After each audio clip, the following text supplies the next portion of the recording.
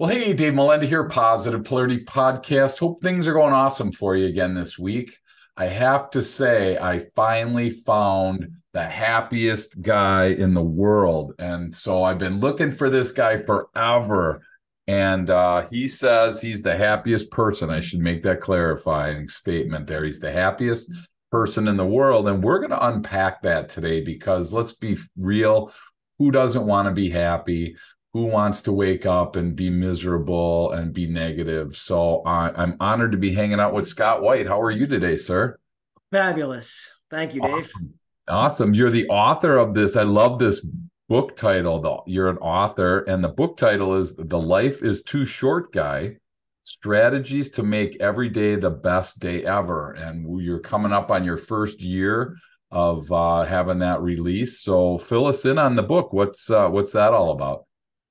It's been an amazing, fun, exciting, unbelievable journey. So I set out to write the book early in 2022. It was one of those things that I always wanted to write a book, and I was never sure who or what or when, but it was like, someday you're going to write a book. And about, I'd say 2 years ago during COVID, call it early 2021, I started working with a new executive coach. I'm a big believer in constant improvement and learning from people. So I started working with a new coach, and first session, he gives me a bunch of questions, interviews, assessments. I know you do some assessments, those types of things. And second call, we start with, and this is literally how he said it. I remembered. He's like, dude, you were the life is too short guy.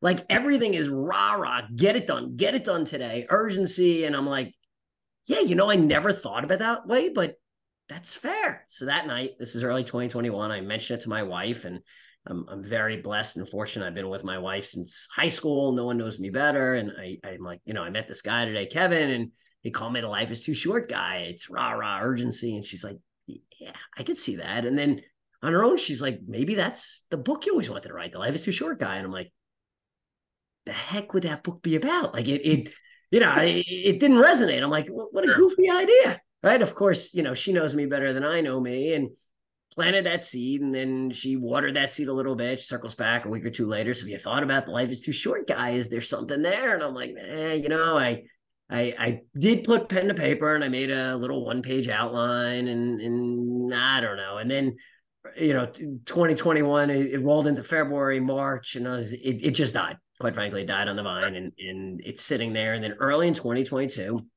I meet somebody who his name is Eric Custer, and Eric runs a program out of Georgetown that helps people learn how to write books, position books, build books, sell books, so on and so forth. And I'm like, all right, this is interesting. I tell him about my idea. He says he loves it. Then I go on the journey all through 2022. I wrote it. I submitted my manuscript to a publisher in mid 2022, and then went through the revisions, and it came out toward the end of 22, early 23. It's been out actually about 6 months now, and it's been an amazing, fun, wild, unbelievable journey. Wow, super cool. So, encouragement to anybody listening, if you have a book in your brain, or if you've ever had that thought process that I should, or I wish I could, Scott's here to say, hey, give it a shot, right? So, did you ever think you would write a book? I mean, earlier in your career, Absolutely. was that something on your bucket list? Absolutely. It's been on my list for a long time. And it's one of the things I even talk about in the book is just go out and do it. We'll talk more about this as the call goes on. The book is laid out with 10 principles of living a happier, more fulfilling life. I call them the Litzig principles. Life is too short guy, Litzig principles. And one of them is take a chance and get it done today. Like too often we talk about, and just as you said to your listeners, if you're thinking about it, maybe now's the time. I'm actually going to go further, Dave, and I'm going to say, if you're thinking about it at all, start today, like right now, wait, finish the podcast. And once you're done with the podcast, Pull over if you're driving. yeah, right. And only if you're not driving, you get home and write down a couple of notes, and then make a note that tomorrow morning you're going to revisit it and get that ball rolling. Make it happen, because you could think about it, you could dream about it, or you could do it. And part of my mission is to get people to do it. Look, everything's not going to work, right? And there will be failures along the way, and we learn from our failures, but you don't know what you don't try and what you don't do. So go out and do it. Yeah, that's so cool. It feels like, I mean, I don't know about you, Scott, but for me, there's days where I just had one probably yesterday. It was like a cruise control day where it's like, you know what? I don't really want to do anything other than the bare minimum. So I feel like, how does that play into this? Because I don't want to get people thinking that they always have to be like at the top of their game 24/7, 365 without any breaks. But yet I don't want to encourage people to just kind of put it in cruise control for weeks at a time. So is there a balance there that you happen to see or you come across in your research? So look, there's no doubt that it is impossible to make every minute the best possible minute, every day the best possible day. However, if you don't set out to at least try, so much of it is attitude, so much of it is perspective, so much of it is how you see the world. So there's no doubt we all have setbacks. We all deal with, you said cruise control. I'd even take it one step further and say, what about a major setback, right? You're in a car accident yesterday. You learned of an illness yesterday. You got into a huge fight with somebody yesterday. So even worse than cruise control, you're like, oh, what a miserable day. Yeah. How do you recover from that? How do you view the world? How do you put life in perspective and move forward? How do you get out of your comfort zone? You talk about cruise control. It's a great analogy. What are some of the things that you can do? And we talk about this in the book, and I'd be happy to share whatever you want on the podcast in terms of just doing, just get out of the cruise control, view the world differently. Again, maybe today just isn't the day, and I get that, but don't let today become tomorrow, tomorrow become next week become next month. You look back at the end of the year and you're like, what did I do this year? That's what I'm trying to encourage people to get away from. Sure. That's a great way to put it. So if there's somebody listening, Scott, right now that I feel I'm going to say they're stuck, they maybe are in a rut, maybe they're in a routine, maybe they look back and realized, I love that Pink Floyd song, 10 years have got behind you. No one told you when to run.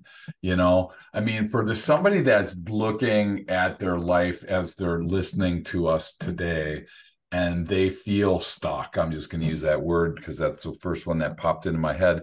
What are some simple first and second steps that you would encourage them to do? I mean, I know you said take a chance, but that even might be outside somebody's comfort zone in that spot, right? So how do you kind of address that person to help them get unstuck, I guess I'll use?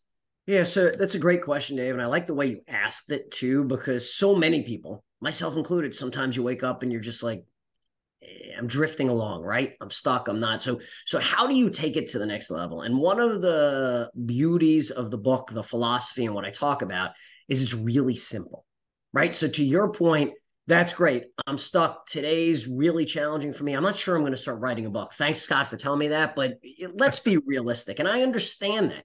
Yeah. One of my passions and one of my disciplines in writing the book is to keep it simple. In fact, I'm gonna go through some of the tools, and you may listen to this and you'll be like, really? I mean, that's it?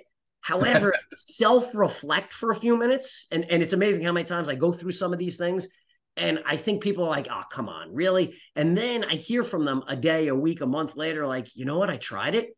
And it really matters. Okay, so let's see where the rubber meets the road. Stop with the philosophy, stop at the higher level. Let's talk about getting the weeds. All right. So, Dave, what was your very first thought when you opened your eyes this morning? Couldn't tell you. Thank you. It's almost like we prepped ahead of time. I appreciate that, Dave, because Did I say that right? You set me up perfectly. You set me up perfectly. So here's a tool for people to think about, and I refer to the great Henry Ford, a wonderful entrepreneur. That Henry Ford said, "If you think you can or you think you can't, you're probably right." So I say to people, when you wake up in the morning, and I actually do this for people to remember and see, is I say to people, look at your dresser and reach over, and whether they're physically there or even just, the proverbial put on your glasses. And I think there are three sets of glasses you could put on. And Dave, the ones you put on are the ones I think most people put on. When I ask people, what was your first thought? Most people are like, I don't know. It was probably, it's Tuesday and I want coffee, or I gotta go to the bathroom, or right. It's like a nondescript. Okay. So those are what I call the blurry glasses. Okay. I'll take off the blurry glasses. And unfortunately, very few people admit to this, but there is a percentage of the population that puts on those muddy glasses. Ugh. It's Tuesday. I have a million things to do today. I don't want to get out of bed. It's dark. It's cold. It's not my day. Yeah. Why not reach over, grab those glasses like I did this morning? I'm like, it is Tuesday. The sun is shining. I could hear, literally, this is true. I could hear the birds chirping through my window. I'm in bed with the woman I love. Both of my daughters are home right now, and they're not always home. One's in college, one's going to college. I have an opportunity to speak to Dave and his audience today. I have a great lunch meeting. This is 10 seconds into my day, and I just rattled off 8 things that I'm fired up. I'm excited. It takes work. It sounds so simple. Anyone listening to this, like, oh, come on. Really? I'm going to put on my glasses and I'm going to pretend. Yes, you're going to put on your glasses and you're going to look out and realize there's a roof over my head. I have breakfast downstairs. All right. So maybe some people say to me, I have to go to the bathroom. Well, I'm grateful I have indoor plumbing and the ability to walk. I have the ability to get out of my bed. Maybe I don't have the ability to get out of my bed, but I have someone to help me. Wherever you are in life, set the tone right for the day. Again, if you think you can or you think you can't, you're probably right. So why not give yourself a fighting chance? Look, I realize, Dave, that you could get up and be like, awesome, great day, so excited, so fired up, got a chance to do this, that, and the other thing. You look over and your phone and you get really bad news, right? I mean, you can't control the world around you, but Yep. why not start that way and give yourself a fighting chance to have a better day? So there's the simplest, easiest tool that I'll share with people. Awesome. So I wrote down blurry and muddy. What's the third set of Clear, glasses? crystal clear. Put on those crystal clear glasses. That's what I want people to do is to look out at the world around them with a sparkle, with a smile, with a life is great. And then I take it to the next level, Dave, and I tell people not only believe it, but say it. There's power in hearing it, even if no one else is in the room with you. So some of your listeners live alone. That's great. That's wonderful. Open my eyes and happy Tuesday. Best day ever. Great day in the summer. Sun is shining. Say it, believe it, share it. I think there's some people that believe it and don't say it. Some people Sure. that say it and don't believe it. Why not take the two and really explode your day? Explode your day with this can be the best day ever. Give it Sure. a chance. Try it. Sure. Again, people hear this and like, I don't know. Maybe that works for you, not for me. And then people circle back to me and they're like, you know what? It's pretty Work. cool because Yeah. it required, look, you have to be deliberate and proactive about it. You can't just go through the motions, open your eyes for it and be like, all right, happy Wednesday. That's great. I'm glad that guy told me to do that. You got to embrace it. I'm telling you, it sets the tone right for the day. Sure. So I wrote the word intentional down because it sounds like intentionality is a pretty important Yes, aspect of this, correct? absolutely. So, for the person that's never really heard this before, or there's people that think that, being positive, I'm kind of eliminating or I'm not acknowledging the circumstances that I'm in. There's actually I don't know how much research you did on the brain and how this actually kind of works in there, but the little bit of work that I've done about it's amazing how we get to choose what we want to, focus on. And if we choose the negative, obviously is, usually our day goes one way. If we focus on the positive, it goes another. Have you researched into the brain much on this topic as part of your book? So the book by design does not have a lot of research empirical evidence in it because I didn't want it to be a boring book. No offense to the academics, no Yeah, offense absolutely. to the I wanted this to be a book that anyone, and I have a lot of friends that have reached out to me and said, you know what, Scott, I haven't read a book since college. I haven't read a book in a decade. I banged out your book in 2 or 3 days because it's meant to be practical, approachable, simple, easy to understand. It's not meant to be pages and pages of according to this study and that research. However, with that said, Dave, one of the things I talk about, and again, I'm so glad you brought this up. You really have figured this out quite well. One of the principles I talk about is choose your attitude and own it. Choose Yep. your attitude and own it is the second principle. And what that principle talks about, and now I'm going to specifically answer your question about attitude and perspective and empirical, back it up, Scott, with some data. There has been numerous studies that demonstrate, you may know this, but I'll ask you anyway, Dave, what percent, if I were to tell you, new car, new house, new job, new relationship, big promotion, won the lottery, awesome things, or death, illness, divorce, not so nice things. What percent of your long-term overall happiness do you think is controlled by your external circumstances. All the things I just listed. Brand new house. Wow, that's a great question. I would guess a third. Okay. That's a great guess. Very few people go that low, so I'm very impressed. Most people, especially if I push a little bit more, I didn't push that hard. I'm like, Dave, you just got a new job. I doubled your salary and made you the CEO. I mean, come on, right? Oh, 70%, 80%, 10%. Wow. 10% of your long-term overall happiness is directly tied, correlated by research to your external circumstances. Okay. 50% to a certain degree is predisposed. So there's certain people listening like, I'm just a negative person. That is a reality. And that's something that I can't change. To a certain degree, you have a genetic makeup, your hair color, your eye color, your predisposition for certain illness. You also have a predisposition to a certain degree within your DNA code to have a different perspective, positive or negative. However, here's the beauty. 50% is predisposed, 10% is your circumstances, 40% is all how you choose to view the world. It's all that lens through which you view whatever your circumstances. And in the book, I talk about some tough circumstances. I've had a couple of setbacks in my life that, it's not all rah-rah and everything is perfect, and I've learned and overcome them. But even better than me, I share the stories of about a dozen other people that have had major aha moments, deal with death of a loved one, in some cases, death of a child, divorce, illness, all these things that, and by the way, the book is not negative, it's very positive. The point is, regardless of your circumstances, there is something positive to be had, something to be learned. And what I want readers and listeners to take away from this conversation is you don't have to wait for that aha moment. You don't have to wait for that illness diagnosis. You don't have to wait for that catastrophic injury. Right now, today, as you listen to me and Dave talk, I want you to be like, I could wake up with a better disposition. I could view the world through a more positive lens and see where it takes you. I promise you, you will live a happier life. Wow, that's awesome. And I say it like as often as I can, that for people listening, rather than jump into your next podcast or rather than jump into your next activity, to really take heart this. And this is where it's one thing, I don't know about you, but I read a lot of books early in my career. And then I started to realize I look at a book and I go, boy, I can't even tell you one thing about that book.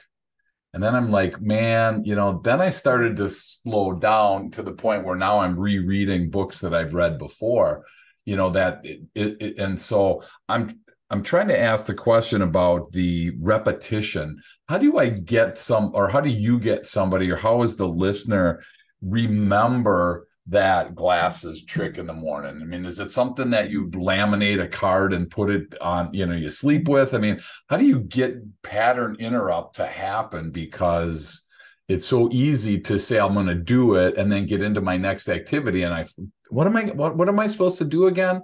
So I'm just curious, Scott, if you have any help for somebody that wants to do it, but has maybe struggled with trying to do this in the past. So what I'd say to people is a couple of things. One, look, I try to lay it out very simply in the book as practical, approachable, something that anyone can do. My goal is to not make it academic, not make it esoteric, but like, wow, I could do that. One of the things I have done is I've created it's funny that you say a laminate card, a one-page 10 principles of Litzig. And anyone that wants it could just go to my website and you sign right up. The website is lifeistooshortguy.com. Lifeistooshortguy.com. Pretty easy to remember. You go there, you put in your email, and we'll send you a card. Just like you said, you can laminate it. It's the 10 principles to remind you.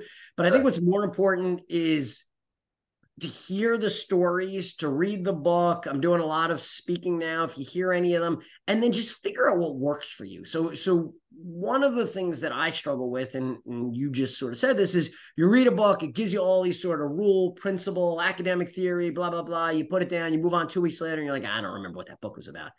The idea of these principles in this book is that it's okay. I wake up, I open my eyes, I smile, I enjoy life. What's another principle? Another principle is funny things are everywhere. Find humor, embrace humor, take yourself less seriously, laugh every day. That's not that hard to remember, right? Mhm. Another principle, like we said before, is take a chance and get it done today. What Yeah. one thing has been on your to-do list or been on your sort of, out there, like at some point I want to, you know what? When you're done with this call, do it. Do Yeah. it. We talk about one of the other principles is can't make it alone. And here I talk about the Harvard study that a lot of people are talking about today. I think it's amazing. I don't know if you've followed it or what makes a good life. So Mm-mm.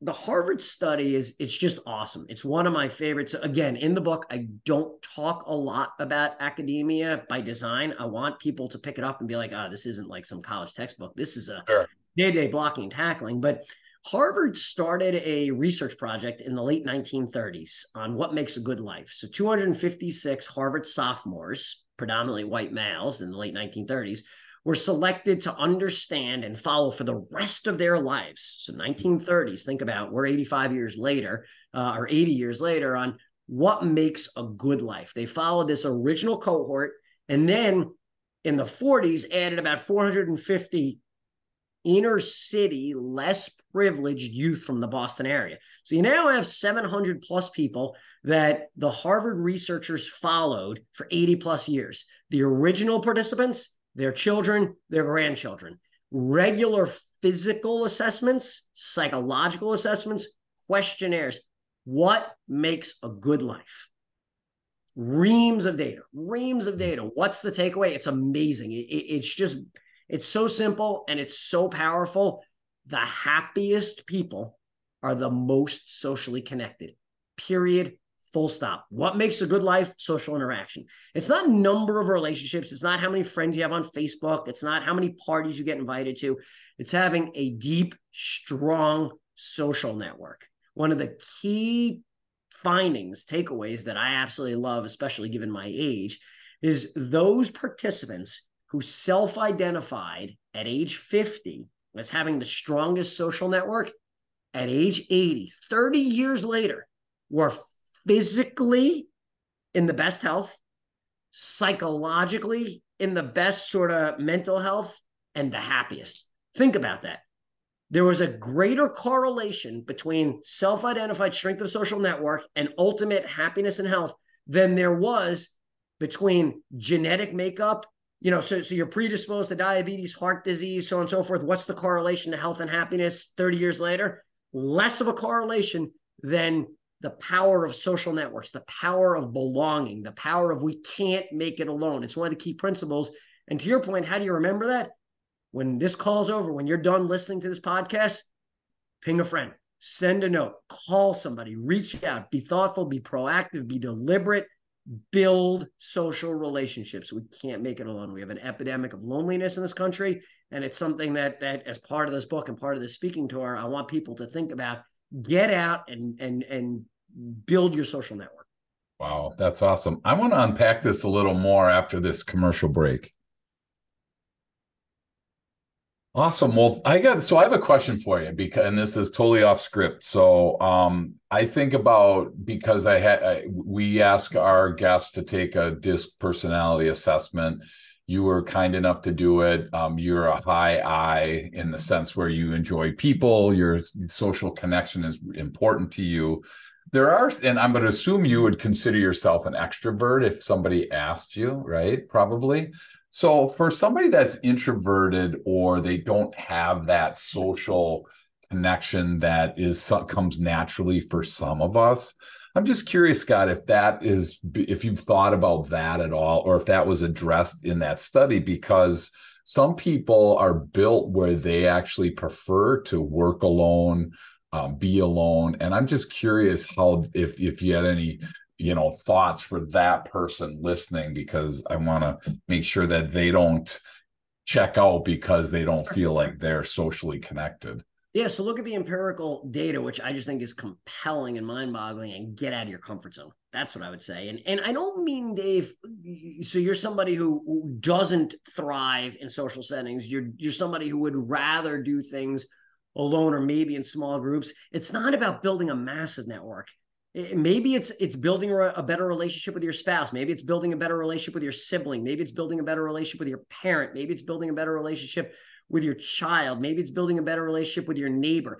We all are social animals that thrive and want some sort of social interaction. So I get it. There are some people that are like, look, I get social overload. I don't want to go to the party. I don't want to be out 6 nights a week. I don't want to be constantly calling. I got that. But is there one person you want to build that relationship with? 2 people you want to build that relationship with? 3 people? Sometimes you got to get a little bit out of your comfort zone. It's sort of like, what about that person that hates sweating, that person that hates exerting, exercising? Sure. Should that person never go to the gym and never work out because they're not comfortable? No, get out of your comfort zone because it's important to your look. I respond by saying, how important is your long-term health and happiness to you? And work, investing time in building strong social ties really has an amazing correlation to long-term health and happiness. Wow. So I heard quantity isn't as important as quality when we're talking about relationships. Is that an accurate statement? 100% true. That's 100% true. Now, look, I'd caution people about investing too much. 1 or 2 people in your life is your whole social network, and then something happens beyond your control, and then you're really in a tough spot. Having that broader network, and again, it's not numbers. It's not like I have 10,000 followers on this or 500 Facebook friends, or I got invited to 6 parties this week. That's not it. It's having a sense of belonging, having a sense of being part of something else. I'm going to parlay this into another principle. One of the other principles in the book that I talk about, Dave, is passion. Literally, the principle is passion. And I say to people, I've heard over and over again, people are trying to find their purpose in life. And I think purpose is a little bit trite. It's overused. But I say, what is your passion? What excites you? What energizes you? What really gets the juices flowing in you? Find it, figure it out. It's amazing to me how many times I've interviewed hundreds, maybe thousands of people for jobs over the course of my career, all levels, junior interns, admins, assistants, C-suite executives, board members. And I always ask, what is your passion? It's amazing to me how many people look at me like, what do you mean? Like personal or professional? Yeah. Like it doesn't matter. What's your passion? When I ask it, you should be able to hit it. Right now, my passion is the Life is Too Short guy. It's telling this story. It's getting people to read the book. It's getting out and speaking about these Litzik principles. I'm excited. I'm energized. Figure out what your passion is and then parlay that. Now I'm connecting this to can't make it alone, because whatever your passion is, it is highly likely there are interest groups. There are organizations, clubs, places to go to share that passion. Maybe your passion is sports. Maybe your passion is religion. Maybe your passion is writing, whatever. Okay, writing, a very personal sort of, well, Scott, what do you mean by writing? When I wrote my book, I wrote it as part of an author community where we all motivated, inspired, talked, pushed each other. Again, the power of social connection, so important. Sure. Wow. And so I'm in the same spot where I see that question is really difficult to answer, is what's your passion? Now, I know for myself, Scott, so I'm a black and white thinker. I don't know where it came from, but I feel like, and I'm working on it as I get older. There's like a black box and a white box, right? It's either black or white. This gray, it doesn't really seem to fit into my world. So when somebody asks me what my passion is, I immediately think about, what is there a right answer to this and a wrong answer to this? So like, it's harder to answer because it's like, I'm in that same spot where if somebody said, what's your passion? I would have to think about it, because I'd be like, well, and I start justifying. I don't have that instant, like, oh my gosh, this is like, boom, right? And so for people listening, if they don't have that passion, it goes kind of back to, I'm assuming, your self-reflection that you kind of started with. And let's face it, most entrepreneurs don't want to stop long enough to self-reflect about anything, let alone what's my passion. What's your encouragement to them if somebody wants to kind of gloss over one of these core principles? How do you rein them back in and say, hey, you really need to invest some time here? So by design, by nature, we all have things that excite us, interest us, and that evolves over time. I wouldn't get caught up in the what's your passion. this has been my passion for the last decade. This has been my passion for my life. This is my passion going forward. Your passion could be for this week, this month, this year, but something must excite you. What I'm trying to do is get people to focus on where they spend their time. How do you allocate? If you go through life, again, this is a little bit the lens that we talked about before, Dave. If you go through sort of in cruise control where you're like, hey, I got a job, I got a family, I like to, I don't know, play golf or go out to eat or whatever. That's one perspective. I could take any one of those things. I just listed 4 things. They could become your passion. It's okay for your work to be your passion. Everyone's, your work shouldn't be your whole life. Well, maybe you love what you're doing. Like right now, I don't know if this has worked for me or not, being on podcasts and writing books and getting up on stages and telling people, because I love it. This is my passion. Maybe for you, your family's your passion. You want to spend more time with your family. You want to build relationships with your family. You want to get your family out and doing things. That's fine. What else did I mention? I think I mentioned golf or whatever. Maybe that's your passion. Maybe religion, whatever it is, find something and embrace it. Again, it's part of, I'm going to use the same symbolism before. It's part of the lens through which you view the world. Well, and I think that you bring up a really good point, which I appreciate. It's kind of the semantics thing here, because when somebody says passion, it feels like it's got to be this grandiose, I've dedicated my life to. Nope. And I just wrote down interest. And I think to myself, man, if somebody says, hey, Dave, what are you interested in? That's a way easier question, right? Then what are you passionate about? Because I feel like there's, again, you said the 4 things were, family, work, golf, and eating, right? And so if those are my 4 choices and I don't pick my wife first, then I'm like, oh my gosh, if she found out that I said something other than family, then now there's a right and a wrong answer to this, right? So I love the fact that you gave us kind of a get out of jail free card with saying, well, what are you interested in? Because most people can answer that question, number one. And number 2, I love the fact that it could be work, because we're so darn scared of being labeled a workaholic. We're so worried about all these labels that are out there. And it's nothing. I feel bad for people that aren't interested in their job, right? If they aren't like their job. I mean, Gallup said 2 out of 3 people are not engaged in their jobs right now in the U.S. workforce. That's tragic, to think about that. So thank you for helping us to be able to really be okay with the fact that I might not have a passion. I might not have a lifelong journey for what this is. I may have a chapter in my life right now that I totally am into X, whatever that is. I've been hearing more and more of my friends say I'm really taking a liking to scotch or bourbon, right?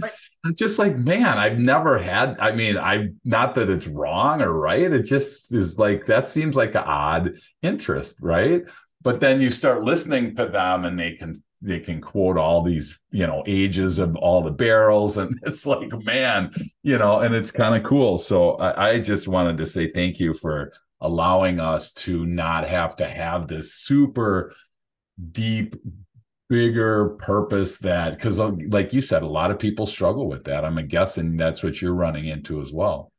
That's why I don't use purpose, because I don't want it to have a sort of lifetime higher level, this is what I've been put on the world, on this world to do. However, I would push back a little bit, Dave, on the interests. Sure. So what I want people to do is take it to the next level. So let's just use bourbon, for example. And I'm not a bourbon expert, but you could have interest in bourbon. I taste bourbon, I don't know, on Fridays, whatever the case may be. Or you could say, this is something that I'm passionate about. I read about, I join a bourbon club, local bourbon tasting club. There's a bourbon restaurant that I could drive 100 miles to that they're known for. That's what I mean about taking it from an interest to a passion. Find something that just, yes, tasting bourbon is an interest. Really embracing bourbon as a passion, I think, is a different level. And that's what I encourage people to do. However, it could be transitory. It could be for this week, this month, this year. It's not a lifetime commitment. Gotcha. And I want to kind of transition as we start to land the plane. How do we take these principles into our business? Because we've been talking a lot about this personal thing. How do I take these into our business? Is it as simple as take a chance in business? Choose an attitude in business? I mean, do you just kind of apply it to the business, or is there something Yes. different we should be looking at? Every one of these principles is applicable to family, to life, to interests, to business. So we haven't talked a lot about it, but in my day job and in my profession, I'm the chairman and CEO of a public real estate company. And that public real estate company called Invest has been recognized 4 years in a row now. We've only been around for 7 years, but 4 years in a row as one of the best places to work in the state that we primarily operate. How do you do that? You build a culture around a lot of these principles. As you think about the principles I've talked about, they're all applicable. Choose your attitude and own it. Funny things are everywhere. Learn, learn, learn. We didn't talk about that one, but that's another one. Take a chance and get it done today. Live today, don't wait for tomorrow. Every one of these principles, every one of them, there are 10 of them, you could bring into the boardroom, you could bring into the corporate setting, you could bring into your next meeting, you could bring into your team and create a better, more enjoyable environment for your employees. As you said, it's amazing to me. I think the statistics that I saw, which aren't that dissimilar to yours, something to the effect of, if I remember correctly, 80% of all employees in America are considering leaving their job and 61% are disengaged. That's atrocious. Yep. So how do we change that? We think about bringing passion to work. We think about funny things are everywhere and laugh. Don't take life too seriously. You bring these principles to work, you have a better atmosphere, a better team, and a better workplace. Wow.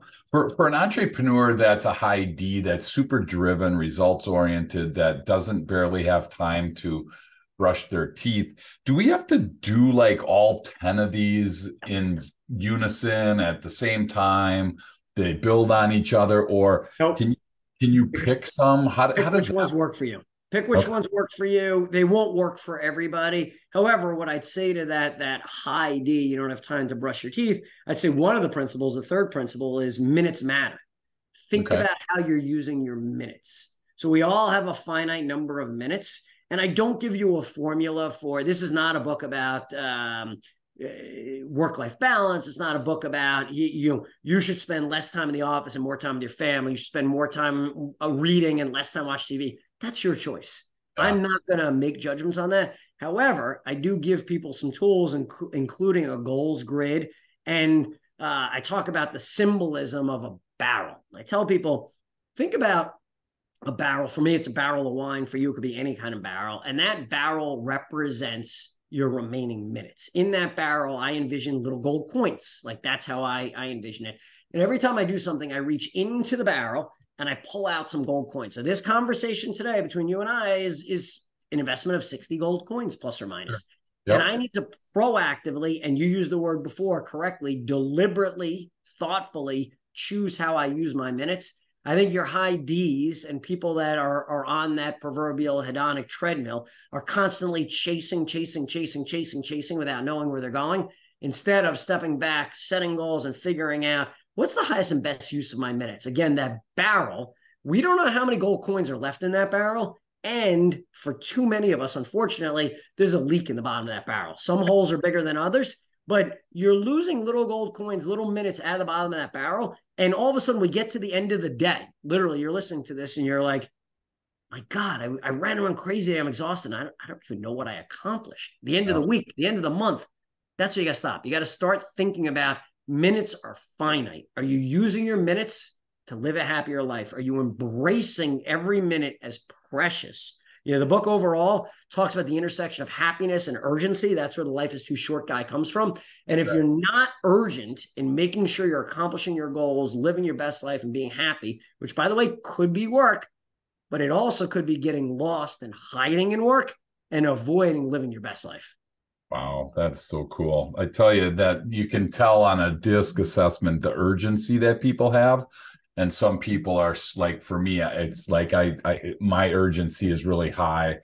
So it's like, I got to get it done. And I don't even really think about the enjoyment part of it. It's just like the enjoyment's checking it off the list. So you were speaking to me on the minutes matter thing. So thank you. Thank you so much for sharing that. One last question, I'm going to let you go. What would your tip of the day be, Scott, for somebody listening? Maybe it's something we covered. Maybe it's something that's just burning inside you that you want to share. But there's somebody listening right now that just needs that tip. So what's in your heart right now? The title of the book, Life is Too Short. Life is too short. Go out and embrace it. Make today the best day ever. Go to sleep, wake up tomorrow morning, and do it again. This is your chance to live your best life. Don't let it pass you by. Smile, enjoy life, embrace every minute. That is so cool that it can start today. It's not, I think about your next job, or if school starts in fall, or the Christmas is 6 months away, right? There's always, our brain is always thinking ahead. But to your point, Scott, do something today, take a chance, choose your attitude, find humor, passion, learn. I mean, all these that we talked about, and there's some more that aren't there that we didn't get a chance to talk to about. So if somebody wants to learn more about you, Scott, if they want to reach out to you and connect with you, what's the best way for people to do that? Go to the website, lifeistooshortguy.com. Once again, lifeistooshortguy.com. And there you can see how to purchase the book. You have contact details for reaching out to me. I'm out on a national speaking tour now. And to the extent this message resonates with you, your team, your association, your company, you'd be interested in bringing me in to speak, I'd love to do that. I'm very passionate about it. You could sign up for my email list. This, when you go to the website, I'll send you the 10 principles. And I love to hear from people. The absolute most rewarding thing that has happened on this book journey by a multiple of 10 that I underestimated, is hearing from people how it's impacting their lives. And I've heard from so many that they smile more, they interact more with strangers, they're spending their minutes more wisely, they're laughing more, they're doing things they hadn't thought about before. And I'd love to hear from every one of your listeners. Wow, that's awesome. Yep. And on that website, lifeistooshortguy.com, you can click to get those 10 core principles, print them off, and then laminate them like we always say, because if it's laminated, then we know it's true. So, well, awesome. Hey, Scott, this was awesome. I learned a ton. I appreciate what you're doing. I can't wait to keep learning from you. And thank you again so much for all that you're doing for us. And thanks for the 10 core principles. My minutes matter. I got to read that part of the book, because now I'm intrigued, because I want to learn more about these gold coins. So thank you again so much for hanging out with us today. My pleasure. Thank you for inviting me. And I hope your listeners took away something positive, Dave. Absolutely.